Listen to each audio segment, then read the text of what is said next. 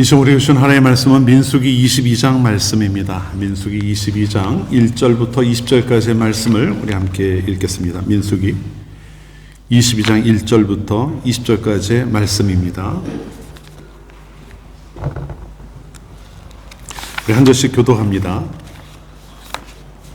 이스라엘 자손이 또 길을 떠나 모압 평지에 진을 쳤으니 요단 건너편 곧 여리고 맞은편이더라.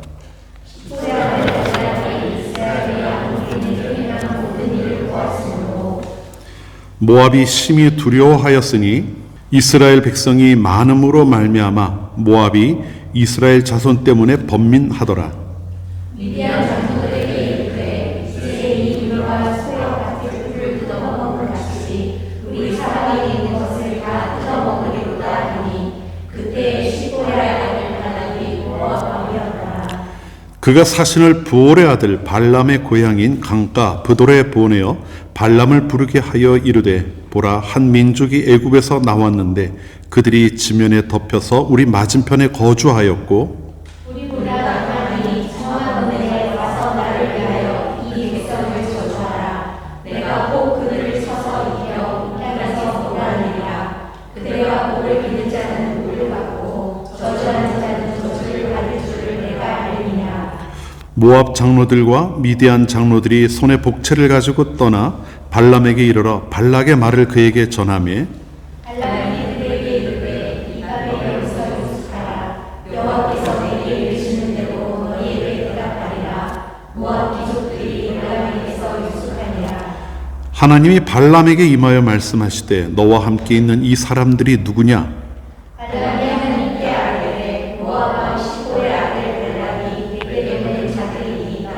이르기를 보라 애굽에서 나온 민족이 지면에 덮였으니 이제 와서 나를 위하여 그들을 저주하라.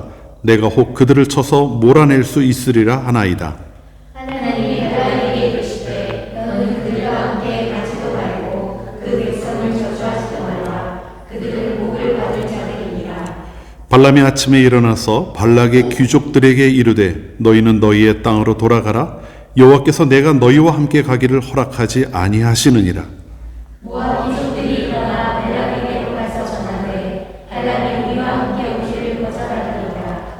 발락이 다시 그들보다 더 높은 고관들을 더 많이 보내매 그들이 발람에게로 나아가서 그에게 이르되 시보의 아들 발람의 말씀에 청하건대 아무 것에도 거리끼지 말고 내게로 오라.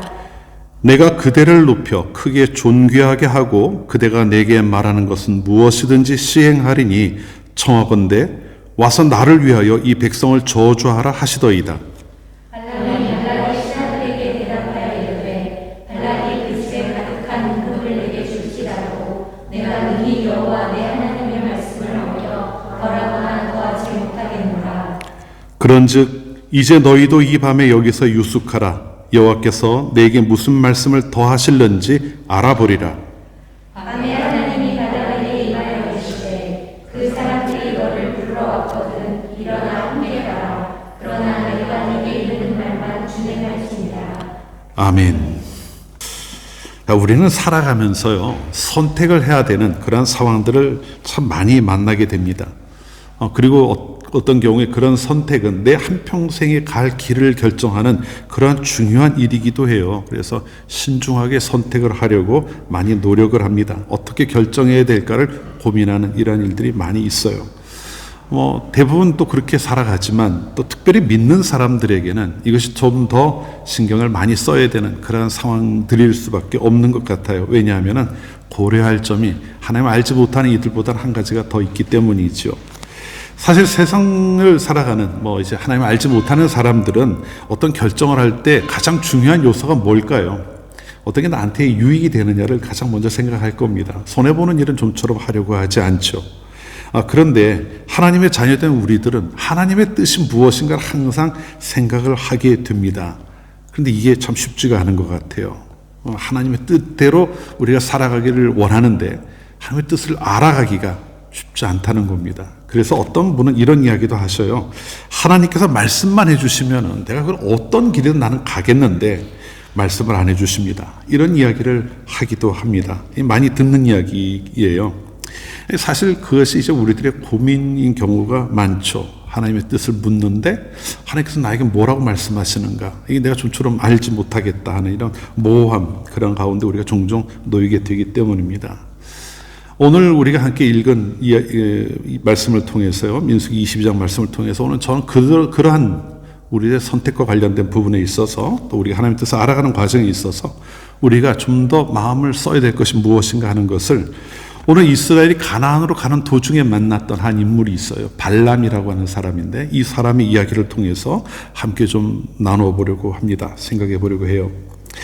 오늘 본문의 배경이 되는 것은요, 이스라엘이 가나안에 들어가기 직전, 이제 거의 마지막에 해당되는 모압 땅에 이르렀을 때의 이야기입니다. 모압 광야라고 하는 곳에 도착했을 때요. 이제 이곳에서 신명기에 있는 말씀을 쭉 다시 한번 말씀해 주시고, 그 다음에 얼마 지나지 않아 이제 가나안을 건너 요단을 건너서 가나안으로 들어가게 되죠. 근데 여기까지 오는 과정에서 바로 직전에 어떤 일이 있었냐면은, 바산의 왕이라고 하는 옥이라고 하는 왕과 또 아모리의 왕 시온을 격파하는 일이 있었습니다. 이스라엘이 그들을 무찔러요. 그리고 그들의 땅을 다 빼앗죠. 그리고 나서 모압 땅으로 들어왔는데, 모압 왕이 그 당시에 발락이라고 하는 사람이었어요. 발락이라고 하는 사람이 왕이었는데, 큰일 났거든요. 이제 자기 차례 아닙니까? 앞에 있는 다른 나라들이 다 이제 그 이스라엘에게 패망하고 그 땅을 빼앗기고 하는 이런 일들이 일어나고 있는 것을 보고 있었으니까 얼마나 두려웠겠습니까? 이제 내 차례네. 이제 그렇게 생각을 할 수밖에 없었죠. 그리고 대비를 해야 되잖아요. 이제 이스라엘 민족이 막 자기 땅 이미 들어온 거예요. 모압 광야로 들어왔으니까. 그러니까 이제 이들과 어떻게 대적을 해야 되느냐, 이거 고민하는데, 이 발락은 좀 특별한 방법을 씁니다.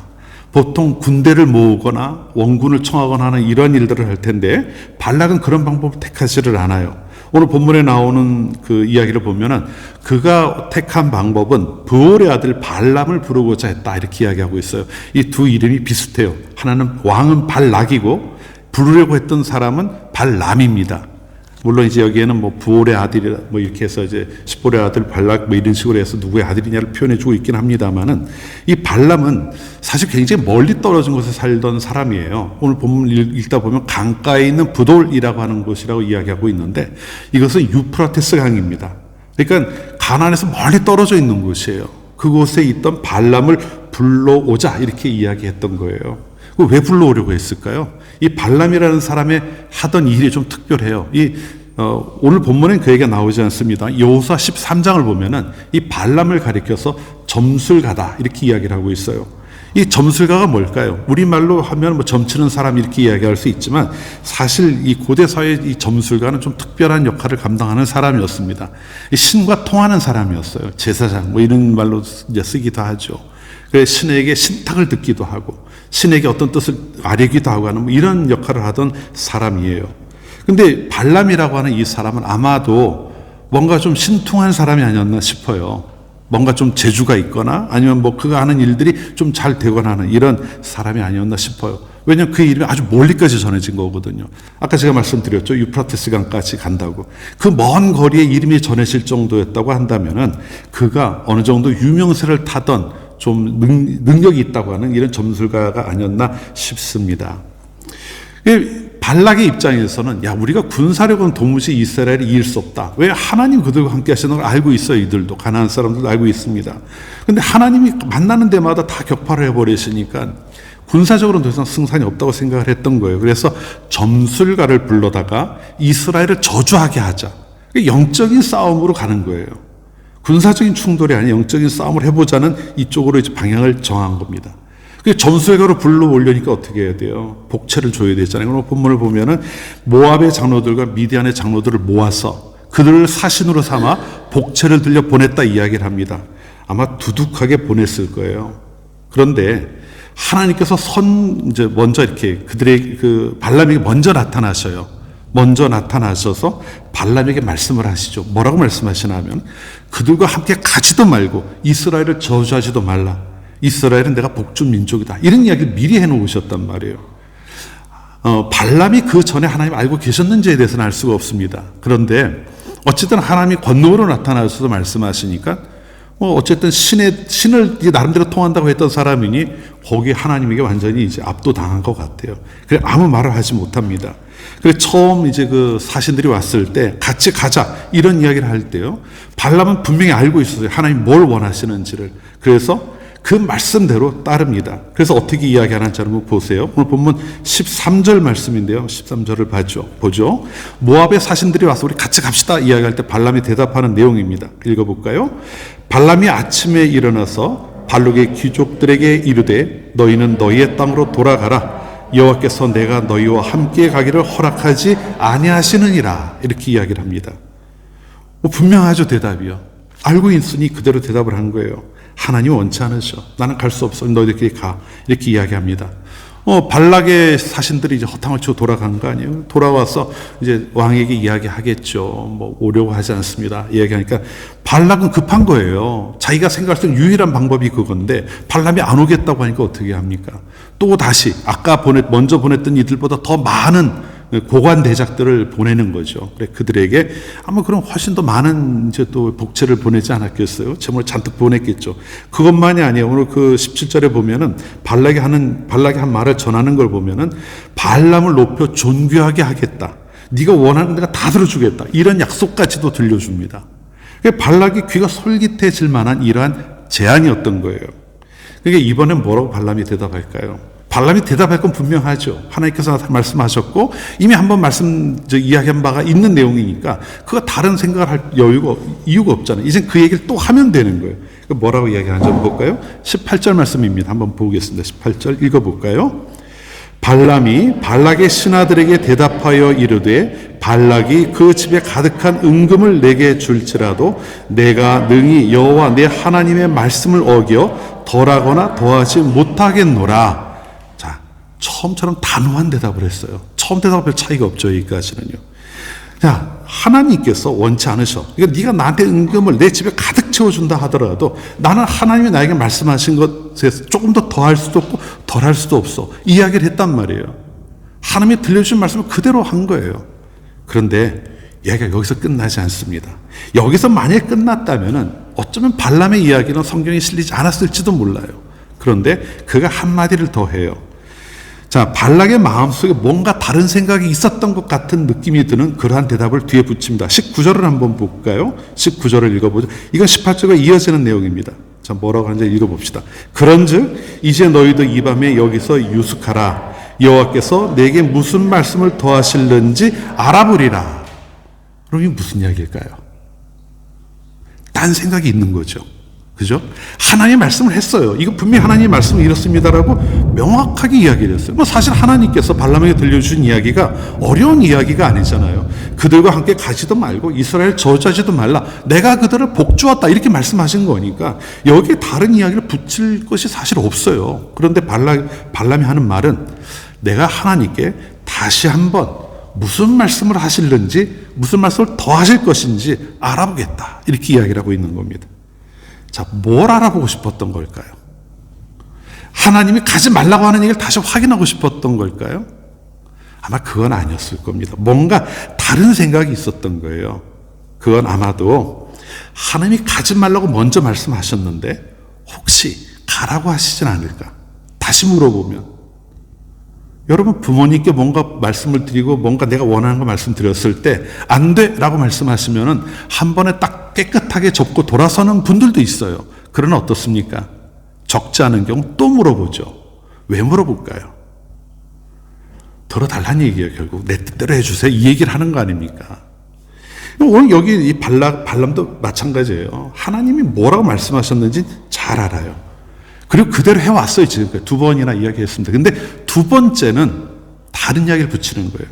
하나님이 혹시 마음을 바꾸지 않으셨을지, 더 말씀하신 것이 없을지, 조건부라도 보내주실지 모르니까 이거를 한번 물어보겠다. 이 이야기를 한 겁니다.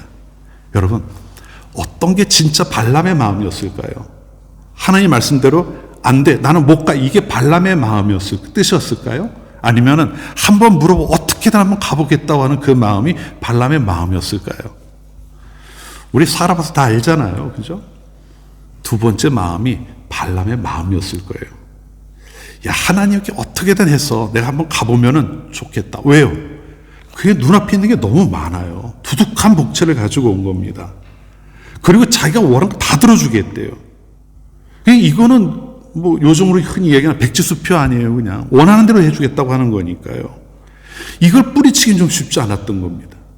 그러니까 다시 말하면은요, 지금 두 번째 대답을 할 때 발람의 마음에는 이미 욕심이 들어와 있었던 거예요. 야, 내가 이걸로 좀 내 인생 한번 바꿔 역전해보자. 뭐 이런 마음이 있었을지도 몰라요. 그리고 그것을 뿌리치기 어려우니까 들은 말은 있으니 하나님 말씀을 따라야 되긴 하니까 하나님의 말씀대로 전하긴 하고 그 다음에 오늘 밤 여기서 머물러 봐. 내가 다시 한번 물어볼게. 그렇게 갈 수밖에 없었던 거죠.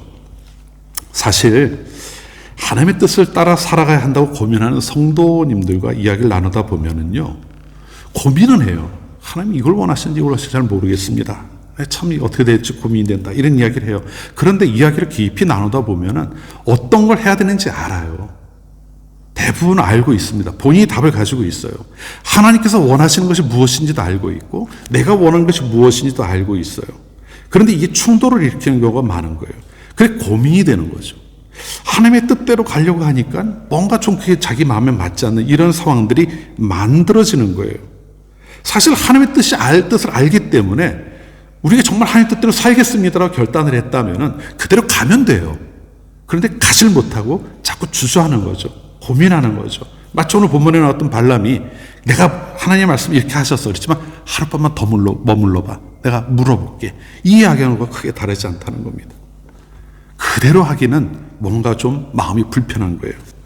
발람의 경우에는요, 그것이 물질에 대한 욕심 때문이었을 겁니다. 우리는 좀 다를 수 있어요. 단순히 그런 욕심이 아닐 수도 있습니다. 뭐 이런 거죠. 예를 들면은 하나님의 말씀대로 하려니까 손해를 봐야 될 것 같아요. 나는 훨씬 더 많은 것들을 얻을 수 있는데 내가 하나님 뜻대로 하려니까 내가 이 이익을 좀 놓쳐야 될 것 같아요. 또 그로 인해 그 일을 하나님이 원하시는 일대로 하려고 하다 보니까 불편한 일이 생길 것 같다는 겁니다. 나의 생활이 지금 잘 짜여져 있는데 하나님의 뜻대로 하려니 뭔가 좀 이걸 바꿔야 될 것 같아요. 또는 남들을 하지 않는 수고를 내가 더 해야 될 것 같은 것도 보이는 거예요. 이거 굳이 이렇게까지 할 필요 있나? 어차피 하나님을 섬기며 살아간다고 이야기하고 왔는데 이거 안 한다고 문제가 될까? 이런 현실적인 상황 속에서 부딪히는 고민들이 자꾸 생겨난다는 거죠. 물론 우리가 정말 하나님의 뜻을 분별하지 못하고 고민할 때가 있기는 해요. 있기도 해요. 그런 때가.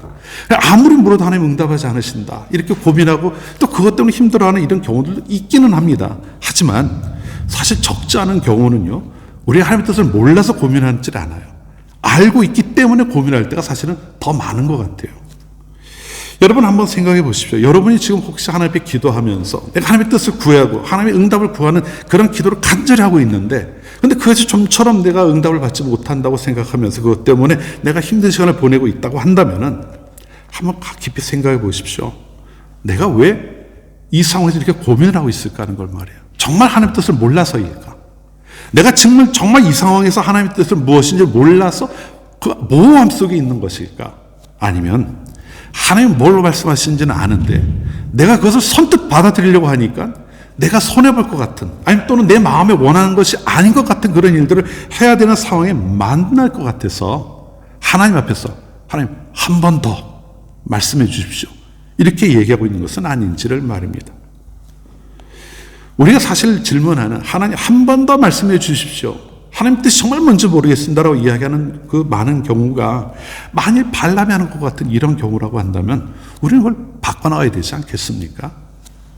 그러면은 정말 하나님의 뜻을 분별하며 살아가기를 원하는 사람에게 가장 필요한 건 뭘까요, 여러분? 더 많은 계시가 필요할까요? 내가 원하는 답을 하나님이 주실 때까지 기다리고 하나님의 조르는 이 모습이 필요한 걸까요?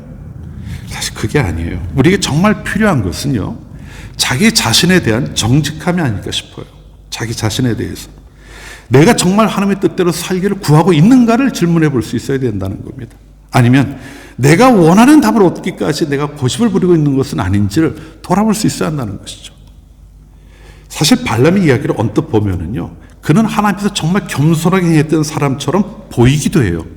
하나님의 말씀 앞에 겸손하게 행했고 하나님께서 원하시는 말씀을 있는 그대로 받아들이고 따랐던 사람이기 때문이에요.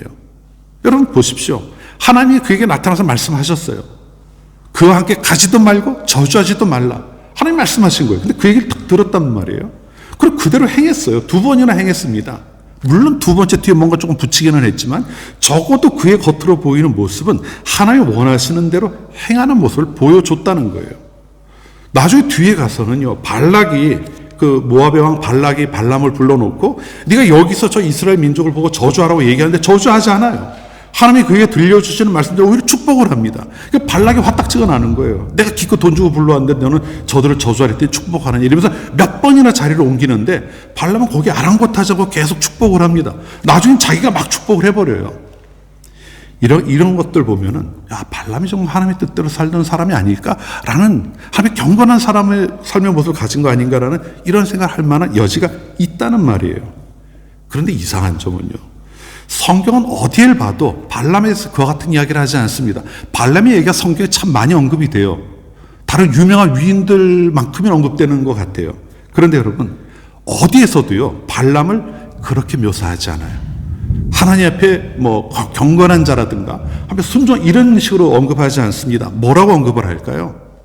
읽어보면은 이스라엘을 미혹하여서 아주 큰 어려움에 빠지게 했던 간악한 아주 사악한 이러한 점성가로 이제 이야기를 하고 있습니다.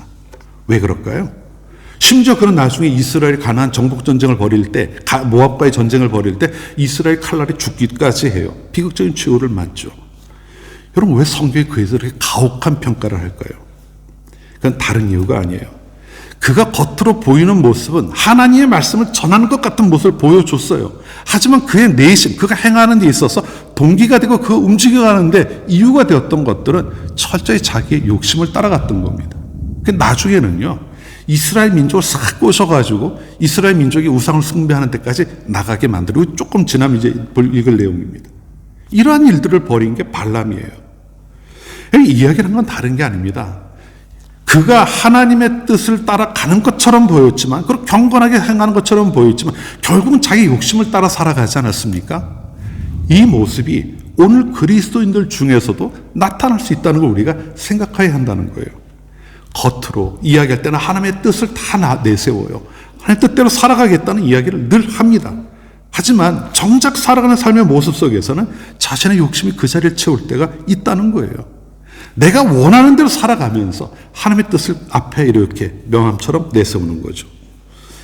이게 참 슬픈 일이 될 수밖에 없는 것은요, 하나님의 뜻을 찾아가는 과정에서 이와 같이 행하는 자들에게 있어서는 가장 큰 장애물이, 그러니까 하나님을 알고 하나님의 뜻대로 살아가는데 가장 큰 장애물이 되는 것이 주위에 있는 다른 것이 아니라 자기 자신이 장애물이 되어버리는 경우가 있다는 거예요. 하나님이 주신 길을 가면서도 내 욕심을 계속 그 안에 채우는 이러한 모습들이 나타날 수 있다는 거죠. 근데 우리가 이걸 간과하고 넘어가요. 잘 모릅니다. 왜요? 우리가 말로는 하나님의 뜻을 따르겠다는 그런 말을 늘 하고 살기 때문에 그래요. 자기도 구별을 잘 못하는 거예요. 누가복음 9장 23절을 보면 예수님께서는 당신을 따르고자 하는 자들에게 이렇게 말씀하셨어요. 누구든지 나를 따르려거든 뭐라고 말씀하십니까? 자기 자신을 부인하고 자기 십자가를 지고 나를 쫓을 것이라, 이렇게 말씀하셨단 말이에요. 이 자기 자신을 부인한다는 말이 뭘까요? 이건 내가 중심이 되지 않는 거예요. 내가 살아가는 삶의 주인이 하나님이심을 인정하는, 그게 자기를 부인하는 겁니다. 내가 살아가는 삶 같지만 내 삶의 주인은 하나님이십니다. 하나님이 인도하시고 말씀하시는 길을 따라가겠습니다. 이게 자기 자신을 부인하는 모습이라는 거예요. 하나님의 주권을 인정하는 거란 말이에요. 그런데 그것을 내 뜻으로 이렇게 바꿔놓는 거죠. 내 계획으로 바꿔놓는 거죠. 내 유익으로 바꿔놓는 겁니다. 내가 가치를 두고 살아가는 것, 내가 정말 원하는 것, 내 마음이 끌리는 것들, 이것이 하나님의 자리를 대신하는 경우들이 있다는 겁니다. 하나님, 예수님 그걸 경계하신 거예요.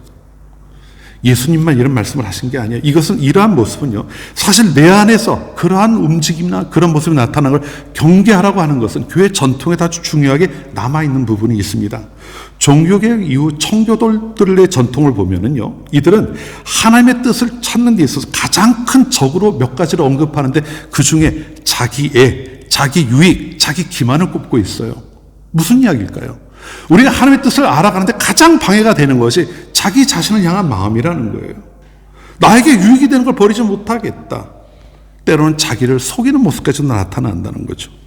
이것이 자신의 삶의 중심이 될 때 성도라 하더라도요, 하나님의 뜻에 내 뜻을 자꾸 이렇게 오버랩시켜서 마치 내가 원하는 것이 하나님의 뜻인 것처럼 만들어가는 모습을 보인다는 거예요.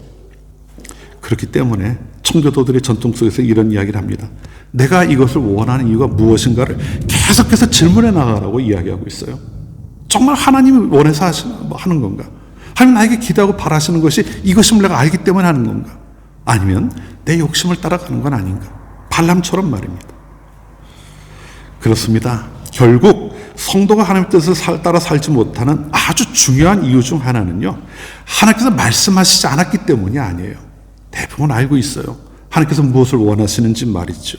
하지만 그 하나님의 뜻을 알고 있음에도 불구하고 나의 욕심이 하나님의 뜻보다 더 커질 때 문제가 생겨나는 거예요. 그게 발람처럼 되는 겁니다. 욕심이 하나님의 뜻을 가려버리는 거죠. 그래서 하나님 말씀하셔서도 자꾸 다른 답을 구하는 거예요. 그 결론이 나르질 않는 겁니다. 왜 계속 기도해도 하나님 말씀하지 않으실까? 정말 응답하지 않으실 때도 있겠지만 사실은 많은 경우 하나님은 말씀하셨어요. 근데 자꾸 내 욕심을 거기다 더 씌우면서 내가 원하는 답을 구하는 거 아닐까요? 사랑하는 성도 여러분, 오늘 말씀이 우리에게 전해주고자 하는 것은요, 그 이방 점술가였던 발람의 실패담이 아니에요. 하나님 오늘 말씀을 통해서 이 발람의 이야기를 보여주시면서요, 하나님의 뜻 앞에서 살아가는 우리가 어떤 자세를 가져야 하는가를 말씀하고 계십니다. 그걸 돌아보라고 말씀하시는 거예요. 발람만이 아니라 우리도 우리의 욕심대로 살아가고자 하는 그런 마음을 가질 수 있기 때문이죠. 하나님의 뜻이 무엇인지 알면서도 내 형편과 사정과 또 내 욕심 때문에 선뜻 그것을 따르지 못하는 그러한 경우들이 있다는 겁니다. 그래서 우리가 많은 경우 하나님 한 번 더 답을 주십시오라는 그러한 기도를 하게 되는 것이죠. 혹시 다른 말씀을 하시지 않을까? 혹시 하나님께서 지금 마음을 바꾸시지 않으셨을까? 이렇게 가다 보면 언젠가 내가 원하는 답을 주시지 않을까? 하는 이러한 답 말입니다. 근데 여러분, 하나님께서 그런 우리들의 모습을 기대하고 계실까요? 분명 아니죠. 겟세마네 동산에서 기도하시던 예수님이 어떤 기도하셨는지 잘 아시죠? 땀방울이 땅에 떨어지는 핏방울처럼 되었다라고 말씀할 만큼 열심히 하나님 앞에 기도해요. 어떤 기도했습니까? 하나님 할 수 있거든. 이 잔이 나에게서 지나가게 하옵소서. 이 기도를 했어요. 그것이 인간적인 모습으로 봤을 때 예수님의 간절한 소망이었을 겁니다. 그런데 예수님의 기도 거기서 그치질 않아요. 어디로 갑니까? 예수님의 기도는요, 나의 뜻대로 마시고 아버지의 뜻대로 하옵소서로 갔던 거예요. 내 뜻을 내려놓는 겁니다. 이 모습을 우리에게 보여주신 거죠. 오늘 우리가 신앙인으로 살아가면서 하나님 앞에 기도하고 내가 신앙인으로 살아가는 그 길을 하나님께서 하나님의 뜻 안에서 찾겠다고 할 때 우리가 가져야 되는 모습이 그게 아닐까요? 다 알고 있는데 하나님 한 번 더 말씀해 주십시오. 이게 아니라 하나님께서 말씀하신 것 저는 순종하고 따르겠습니다라고 응답하는 우리가 되어야 되는 것 아니겠느냐는 겁니다. 오늘 이 자리에 함께 하신 여러분들, 우리가 발람의 이야기를 봤어요. 우리 안에 발람의 모습이 분명히 있을 겁니다. 그런데 이제 그것을 좀 내려놔 보면 좋겠어요. 그리고 대신 우리 주님께서 마지막에 보여주셨던 그 모습처럼 주님 말씀하시니, 하나님 말씀하시니 저는 그 말씀대로 따르겠습니다라는 순종을 이야기해야 되는 것 우리가 기억해야 될 내용이라는 겁니다. 오늘 이후로 이 땅 가운데 살아가는 여러분 모두가 정말 하나님이 여러분이 주신 그 말씀에, 그 뜻에 여러분의 삶을 비추어 보면서 한 번 더를 외치기보다는 하나님 제가 그 말씀대로 행하겠습니다라고 고백하며 응답하며 나가는 성도들이 되시기를 주님으로 축원합니다. 기도합시다. 사랑과 은혜가 풍성하신 하나님 아버지, 오늘 말씀을 통해 발람의 모습을 보이며 저희 자신을 돌아보게 하시니 감사합니다. 저희가 하나님의 뜻을 몰라서가 아니라 저희의 욕심 때문에 순종하지 못했던 모습이 있었다면 이 시간 하나님 그 모든 것들 저희 마음 가운데 제하여 주시옵소서. 저희 안에 있는 자기 중심적인 마음과 욕심을 다스려 주시고 하나님의 뜻을 더욱 소중히 여기는 모두가 되게 하여 주옵소서. 겟세마네 동산에서 아버지의 뜻대로 하옵소서라고 기도하셨던 우리 주님을 본받다 살아가게 하시고 저희의 삶의 모든 자리에서 하나님 제가 그 말씀대로 따르겠습니다라고 고백하며 살아가는 성도들 되게 하옵소서. 이미 주신 말씀에 기꺼이 순종하는 믿음을 허락하여 주시고 그 순종을 통해 하나님의 뜻을 각자의 삶 가운데 온전하게 이루어가는 성도들 되게 하옵소서. 예수 그리스도의 이름으로 기도합니다. 아멘.